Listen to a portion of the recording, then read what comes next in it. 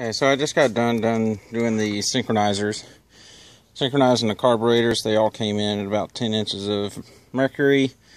But every time I get the bike warmed up to this temperature, I just had the carburetors redone, cleaned out, synchronized the carburetors. The battery was good, but when it's cold, it'll start right up. But after it's running and running, like I just got done with the sync test, I was turning it off just to test and see if it would start back up. And I always get this. And it almost sounds like a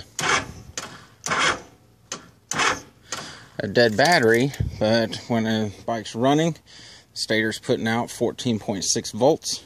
So it is charging the battery while it's running. It's got water in it, doesn't seem to be overheating, and I just can't get it to start back up. I've replaced a starter in it. So I thought it might have been a weak starter. I just don't know where else to go from here. So if you got any ideas on what could be causing this problem, or have seen this before, please leave some comments in below for me to look at and hopefully get this bike running again to where I can trust it to ride it on the road. Thank you very much for your time. Bye-bye.